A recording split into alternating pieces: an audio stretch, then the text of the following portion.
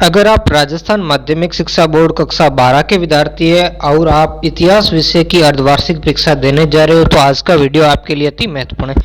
आप सबके खूब सारे कमेंट्स आए कि सर अर्धवार्षिक परीक्षा का पेपर कैसा आएगा, उसका पैटर्न क्या होगा। तो इसके पैटर्न से संबंधित तो मैं कल लाइव सेक्शन आया था जो 12 बजे दोपहर को, उसमें मैंने आपको बता दिया था। वो वीडियो आपने नहीं देखा है तो आप उसका लिंक मैं आई बटन के अंदर दे दूंगा, वहां पर देख लीजिए जा करके। अब देखो, मुख्य जो सत्य बात वो मैं पहले आपको बता देता हूं, अफवाहों पर बिल्कुल भी आप ध्यान नहीं दे, ठीक है। तो देखो, जो मैंने ये मॉडल पेपर्स बनाया है ये परीक्षा के पैटर्न के ऊपर आधारित है, यानी इसमें जिस टाइप के प्रश्न मैंने दिए हैं वैसे आपके परीक्षा के अंदर आएंगे। लेकिन ये जरूरी नहीं है कि जिस अध्याय में जिस टाइप से मैंने जिस ब्लूप्रिंट के हिसाब से ये पेपर बनाया है वो ब्लूप्रिंट सभी जिलों में समान रूप से हो। ये ब्लूप्रिंट जालोर, पाली जैसे कुछ जिलों के लिए समान हो सकती है, लेकिन बाकी जिलों के लिए, कुछ जिलों के लिए अलग भी हो सकती है, क्योंकि उनका अपना हर जिले का अलग अलग पेपर बनेगा। तो सब जिलों का अपना अलग अलग ब्लूप्रिंट है, अलग अलग उनका एग्जाम पैटर्न है। यहाँ तक कि कुछ जिलों ने तो जो पाठ्यक्रम है, पाठ्यक्रम भी अलग है। जैसे अधिकतर जिलों ने तो हर इकाई से 3 भाग है आपके इतिहास के, जो प्राचीन, मध्यकाल और आधुनिक काल, तो उसमें से 2-2 अध्याय लिए। लेकिन कई जगह किसी में से 3 अध्याय लिए तो किसी में से 1 लिया, यानी कुल 6 अध्याय लिए, तो कई जिलों ने 7 भी लिए। तो इस तरीके से आपके उन जिलों में अलग हो सकता है। इस कारण ही कोई मॉडल पेपर वगैरह जारी नहीं किया गया। और YouTube पर इस तरीके से खूब सारे मॉडल पेपर आपको बताए, लो रट लो, यही आएगा वैसा ही आएगा। तो उन बातों में आप नहीं रहें, ऐसी बातों में आप भ्रमित नहीं हो। और ऐसा कोई भी मॉडल पेपर सरकार की तरफ से नहीं जारी किया या नहीं आया। ये जो मॉडल पेपर, इसके आधार पर आप सिर्फ अपना अध्ययन कर सकते हो कि किस तरीके से कितने प्रश्न हमारे ऑब्जेक्टिव टाइप के आएंगे, कितने कैसे खाली जगह वाले आएंगे, कैसे प्रश्न जो आपके वन लाइनर वाले आएंगे, कैसे आपके जो लघुतात्मक या अति लघुतात्मक या फिर आप कह सकते हो निबंधात्मक या मानचित्र के आएंगे। तो वो बात आपको समझ में आ जाएगी। तो ये पैटर्न कोई आपको मदद नहीं करेगा, आपको इतनी मदद करेगा, आपको समझने में मदद करेगा कि किस तरीके के प्रश्न आएंगे। बाकी पढ़ना, जो आपका सिलेबस है जिले का, उसके हिसाब से आप उसको पढ़िए। किसी भी पाठ में से कम या ज्यादा प्रश्न पूछे जा सकते हैं। इस तरीके का कोई फॉर्मूला जिलों ने, किसी भी जिले ने अब तक नहीं दिया है कि ऑब्जेक्टिव प्रश्न एक ही अध्याय से लिए जाएंगे, अलग अलग अध्यायों से लिए जाएंगे, ठीक है ना। और नहीं इसका कोई क्राइटेरिया इस बार निश्चित किया गया है। तो आप सिर्फ अपने दिए गए अध्यायों के हिसाब से आप अपनी तैयारी बेहतर तरीके से करें। थोड़ी सी इस जो ब्लूप्रिंट के हिसाब से अपनी समझ एक विकसित कर ले और उसके हिसाब से आप अपनी मदद ले। बाकी ऐसी कोई अफवाहों पर, ऐसे वीडियो के आप चक्कर में मत पड़े, ठीक है। अब ये वीडियो डाल दिया, कल आप कमेंट करने लग जाओगे सर भूगोल का 2, राजनीति का 2, हिंदी अनिवार्य का 2। तो देखो, ये 48 नंबर का पेपर है, तो इसी पैटर्न से आप समझ जाओगे कि 48 नंबर का जिस भी सब्जेक्ट का आपका पेपर आएगा वो किस टाइप से आएगा। इसके अलावा 34 नंबर का जिनमें आपके प्रैक्टिकल, उससे संबंधित तो आई बटन के अंदर जो वीडियो दिया वहां देख लेना, उसमें मैंने क्लियर बताया है जो परीक्षा का पैटर्न कैसा होगा, किस टाइप के प्रश्न आएंगे, उनको समझे और वैसे ही अपनी क्या करें, तैयारी करें और अपने अध्यापन को क्या करें, जारी रखें और अच्छे नंबर आप प्राप्त करने की कोशिश करें, ठीक है। तो आशा करता हूं आप समझ गए होंगे। देखो, ये पूरा वीडियो बनाने के लिए मुझे कम से कम 6 से 7 घंटे लगे, ये पूरी पीडीएफ बनाने, इसके प्रश्न ढूंढने में, तो बहुत ज़्यादा इसमें मेहनत लगती है। तो आपसे आशा करता हूं कि अगर आप चैनल पर पहली बार आए तो प्लीज़ चैनल को सब्सक्राइब करके हमारा हौसला बढ़ाए, वीडियो को लाइक करें और अधिकतम अपने दोस्तों तक पहुंचाएं, ताकि हमें और भी ज़्यादा मोटिवेशन मिले और आपके लिए और भी अच्छे वीडियो लेकर आ पाऊं। और कक्षा 12 जो बोर्ड परीक्षा है उसका मॉडल पेपर आ चुका है, इतिहास विषय का और अन्य जो भी 8 सब्जेक्ट के थे उनका मैंने अपलोड कर दिया इसी चैनल पर। तो आप जो आरबीसी अपडेट्स या सभी मॉडल पेपर वाले प्लेलिस्ट है उसमें जाकर देख लीजिए, वहां आपको मिल जाएंगे। और जल्दी ही जो इतिहास विषय का जो मॉडल पेपर आया उसको मैं हल करके भी आपके सामने लेकर आऊंगा। इसके अलावा आपको मेरी सारी अपडेट्स कबीर क्लासेज 58 ब्लॉग पर मिलेगी, कबीर क्लासेज 58 ब्लॉग पर। उस ब्लॉग पर ये पेपर भी आपको वहां से मिलेगा और वहां पर आपको इसका सॉल्यूशन किया हुआ भी मिलेगा। आज इसमें भी हम इस पेपर को हल करेंगे, लेकिन वहां भी ये पेपर आपको सॉल्यूशन किया हुआ मिलेगा। इसके अलावा वहां अर्धवार्षिक परीक्षा के जितने भी जिलों ने आपके क्या किए, आपके सिलेबस जारी किए, उनकी पीडीएफ है, टाइम टेबल है। इसके अलावा जो आपके 10वीं का हो चाहे 12वीं के जो आपके बोर्ड परीक्षा के मॉडल पेपर आए वो भी वहां अपलोड है। इसके अलावा जो आपका 30% कम किया गया सिलेबस है वो भी वहां पर अपलोड है। तो बहुत सारी जानकारी वहां से आपको कलेक्ट हो जाएगी। एक तो तीसरी पोस्ट है जो आरबीसी सिलेबस रिड्यूस के नाम से, उसमें देख लेना। इसके अलावा आपकी जो कक्षा 12 हिस्ट्री ब्लूप्रिंट वाली है, उसमें भी जो मैं आपको ब्लूप्रिंट डाल दूंगा 2020 का 21 का डाला हुआ, अभी उसमें 2022 का भी मैं डाल दूंगा, अर्धवार्षिक और वार्षिक दोनों का। वहां से आप अपना ब्लूप्रिंट देख सकते हो। इसके अलावा जो आपके मॉडल पेपर वाला आपकी एक पोस्ट है, उस मॉडल पेपर वाली पोस्ट से भी ये वाली पोस्ट है, ये जो मॉडल पेपर आप प्राप्त कर सके, दोनों ही डाल दूंगा, ये अर्धवार्षिक और वार्षिक का वो मॉडल पेपर वाले में मिल जाएगा। और जो क्वेश्चन बैंक वाली प्लेलिस्ट है उस पर जल्द ही आपको क्वेश्चन भी प्रोवाइड करवाए जाएंगे विद उत्तर में। तो आपको ब्लॉग आपको नोट ही कर लेना है और उस ब्लॉग पर हमेशा आपको क्या करनी है, विजिट करते रहें। वहां इस चैनल और ब्लॉग के द्वारा आपको बहुत अच्छी तरीके से जानकारी प्राप्त हो जाएगी। तो अब आपका समय नष्ट नहीं करते हुए इस वीडियो को प्रारंभ करते हैं। तो यहाँ पर ये देख सकते हो, अर्धवार्षिक परीक्षा 2021-22 विषय इतिहास कक्षा 12, समय वही 3.25 घंटे और 48 अंक का ये आपका पेपर है। और ये जो निर्देश आपको है सामान्य रूप से इनको पढ़ना है कि जैसे आपके अपने नामांकन लिखना, सभी प्रश्न करने इसमें अनिवार्य, प्रत्येक प्रश्न का उत्तर दी गई उत्तर पुस्तिका में आपको लिखना, जिन प्रश्नों में आंतरिक खंड है उनका उत्तर एक साथ में लिखना, ठीक है। अब खंड अ पहला प्रारंभ हो रहा है।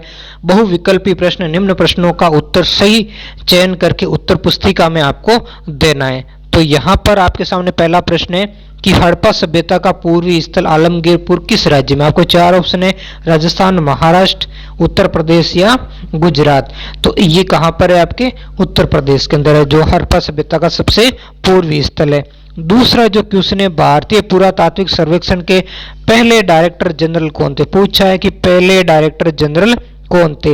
तो REM व्हीलर थे, HR राव थे, कनिंगम थे या BB लाल। तो इसका सही होगा कनिंगम, जो अलेक्जेंडर कनिंगम है वही भारतीय पुरातात्विक सर्वेक्षण के पहले डायरेक्टर जनरल थे। अगला जो क्वेश्चन संख्या है 3, 6ठी शताब्दी में सर्वाधिक शक्तिशाली, 6ठी शताब्दी में सर्वाधिक शक्तिशाली जनपद कौन सा था। ये सभी एक एक नंबर के हैं। गांधार था, मगध था, काशी था, वस्त था। तो इसका सही आंसर होगा मगध। अगला चौथा क्वेश्चन है, इंडिका नामक पुस्तक की रचना किसने की थी। सुकरात ने की थी, प्लेटो ने की थी, मेगिस्थनीज ने की थी या हरिसन ने की थी। तो इसका सही आंसर होगा ऑप्शन संख्या स, मेगिस्थनीज ने। अगला प्रसिद्ध यात्री जो बैप्टिस्ट ट्रेवेनियर कहाँ का निवासी था। इटली का, फ्रांस का, मोरक्को का या इंग्लैंड का। तो ये कहाँ का था, फ्रांस का था। ये बर्नियर भी वहां का था, फ्रांस से ही संबंधित था। अगला जो किताब उल हिंद पुस्तक के लेखक कौन है। कौन सी पुस्तक है, किताब उल हिंद जो पुस्तक है, इसको कहीं तहकीक हिंद भी लिखा मिलता है। तो ये दोनों एक ही पुस्तक है। अल बिरूनी ने लिखी या बर्नियर, इब्न बतूता या मार्को पोलो ने लिखी। तो इसके लेखक होगा ऑप्शन संख्या अ, अल बिरूनी ने लिखी। इसके अंदर भारत के बारे में बहुत सारी वर्णन आपको जानने को मिलता है। अगला, निम्न में से कौन से भक्ति संत असम से संबंधित थे। असम राज्य से कौन से संबंधित थे। नानक थे, अंडाल थी, शंकरदेव, अपार। तो यहाँ कौन थे, शंकरदेव थी। जो नानक जी तो आपके पंजाब वाला जो ननकाना साहिब था, अंडाली एक जो महिला वैष्णव आलवार संत हुई है, ठीक है। और अपार ये भी वैष्णव संत से ही संबंधित थे। अगला है, शेख फरीदुद्दीन गंज शक्कर की दरगाह निम्न में से कहां पर स्थित है। तो अजमेर में, दिल्ली में, फतेहपुर सीकरी, अजोधन। तो ये अजोधन पंजाब में स्थित है, वो पाकिस्तान वाला पंजाब उधर वाला इलाका है, वहां पर स्थित है। अगला है, अंग्रेजों के विवरण में राजा शब्द का प्रयोग किसके लिए किया गया। श्रमिक के लिए, जमींदार के लिए, किसान के लिए या सरकारी कर्मचारी के लिए। तो यहाँ पर जो जमींदार, जो शक्तिशाली जमींदार हुआ करते थे, उनके लिए अंग्रेजों के विवरण में राजा शब्द का क्या किया गया, प्रयोग किया गया। 10वां या 1857 के विद्रोह के नेता नाना साहिब कहां से संबंधित थे। ये कानपुर से थे, झांसी से थे, मथुरा से थे, हैदराबाद से। तो इसका सही आंसर होगा कानपुर में, यानी नाना साहब ने कानपुर में ही विद्रोह किया था। उनको पेंशन नहीं दी थी, इसके अलावा उनको पेशवा भी अंग्रेजों ने स्वीकार नहीं किया था। बाद में जब इनको लगा कि यार संघर्ष में अब जीत नहीं पाएंगे, तो वो नेपाल पलायन कर गए थे। तो दूसरे का पहला, बाबा गुरु नानक का जन्म स्थल ननकाना साहिब कहाँ पर स्थित है। ये रिक्त स्थान में आपको बढ़ना है, रावी नदी के पास। 1765 ईस्वी में जो इंग्लिश ईस्ट इंडिया कंपनी ने रिक्त स्थान की दीवानी प्राप्त की थी, किसकी की थी। यहाँ पर इसका सही होगा आपका आंसर, बंगाल की दीवानी प्राप्त की थी। फिर 1857 में विद्रोह की रिक्त स्थान से शुरुआत हुई थी, तो कहाँ से हुई थी, मेरठ से हुई थी, यहाँ मेरठ लिखना। अगला, प्रयाग प्रशस्ति की रचना रिक्त स्थान ने की थी। तो प्रयाग प्रशस्ति की रचना किसने की थी, आपको लिखना है हरिसेन ने की थी। किसने की थी, हरिसेन। ये सभी एक एक नंबर के थे। अगले ये प्रश्न, ये भी एक नंबर के, जिनका आपको एक शब्द या एक पंक्ति में क्या देना, उत्तर देना है। सिंधु सभ्यता में गोदीवाड़ा यानी बंदरगाह कहाँ से मिला, तो इसका सही आंसर होगा आपके ये लोथल से मिला। कहाँ मिला, लोथल। अगला, सर्वप्रथम फोटो या लेख युक्त सिक्के किसने जारी किए, तो इसका जो सही आंसर होगा हिंद यूनानी शासक, हिंद यूनानी शासकों ने। यहाँ लिखना है हिंद यूनानी शासकों ने। इससे पहले भारत में पंचमार्ग सिक्के चला करते थे। अगला, जो यहाँ पर 1857 के विद्रोह के समय भारत का गवर्नर जनरल कौन था, तो ये आपको लिखना है लॉर्ड कैनिंग था। कौन था, लॉर्ड कैनिंग था। ठीक है, इससे आगे अगला प्रश्न है कि कुदाल का प्रयोग कौन जमीन को खुरचने के लिए करते थे, तो यहाँ पर आपको लिखना है ये कौन करते थे, ये पहाड़िया लोग करते थे, पहाड़िया लोग। जैसे संताल लोग तो हल का प्रयोग करते थे और पहाड़िया लोग किसका करते थे, जमीन को खुरचने के लिए इस कुदाल का प्रयोग किया करते थे। और अगला जो हम देखना है कि कबीर की वाणी किन पुस्तकों में संकलित है, तो कबीर की वाणी में 2 पुस्तक है। एक का तो नाम आपको लिखना है बीजक और एक का नाम आपको लिखना है कबीर ग्रंथावली, कबीर ग्रंथावली। ठीक है ना, ये 2 पुस्तकें हैं, इन पुस्तकों में इनका संग्रहित है।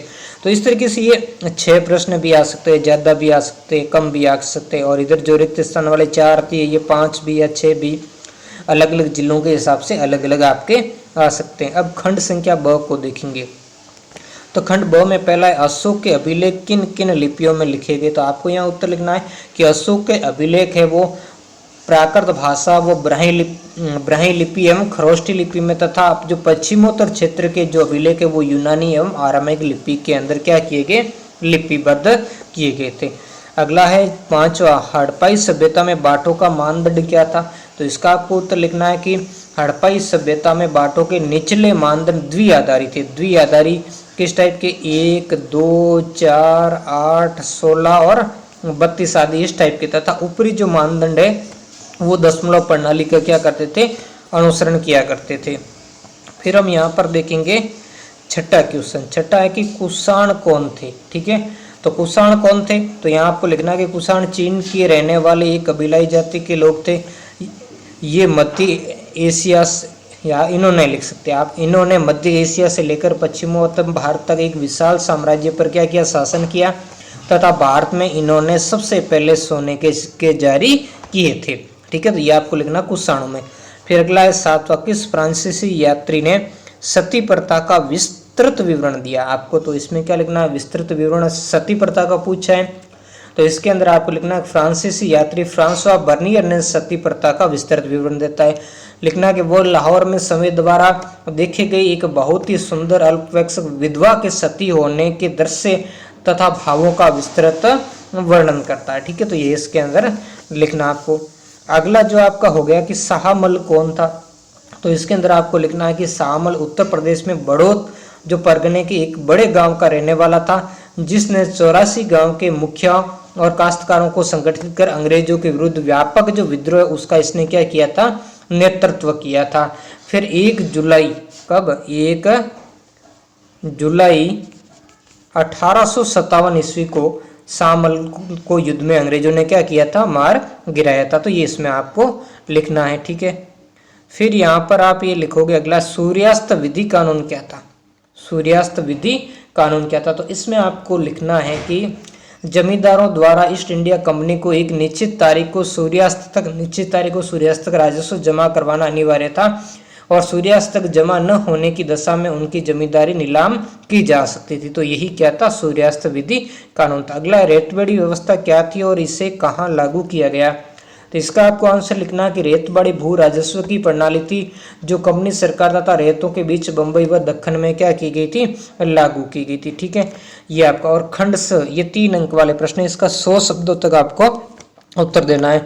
तो इन प्रश्नों के मैं उत्तर यहाँ वीडियो में नहीं दूंगा, इनके उत्तर आपको ब्लॉग पर मिल जाएंगे, वहां से आप ले लीजिए। वहां ब्लॉग पर जाइए, कबीर क्लासेज 58 ब्लॉग गूगल पर सर्च कीजिए और वहां से ब्लॉग तक पहुंचिए, वहां इन सभी प्रश्नों के आंसर मिल जाएंगे। हम अभी मानचित्र को सॉल्यूशन करेंगे, जो आपका मैप वाला क्वेश्चन, ये देखो, देख लीजिए आप, ये जैसे 3-3 नंबर के 2 क्वेश्चन आएंगे जो अथवा में आएंगे, दोनों में से कोई एक करना है। ये 12वां, ये भी आपको अथवा में दोनों में से कोई एक करना है। इसको आप देखना तो देख भी सकते हो। जैसे यहाँ पर पहला आपका आया, या तो आप इसको कीजिए सिंधु घाटी सभ्यता की जल निकास प्रणाली की वर्तमान उपयोगिता बताइए, ये लिखना है।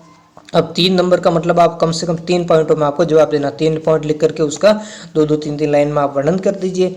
और सिंधु सभ्यता के नगर नियोजन की उन विशेषताओं का वर्णन जो आज प्रासंगिक है। 3 अंक का, तो इसमें भी आप 3 विशेषताएं उनकी लिख करके जो आज भी प्रासंगिक है उनका थोड़ा सा वर्णन कर दीजिए, ठीक है।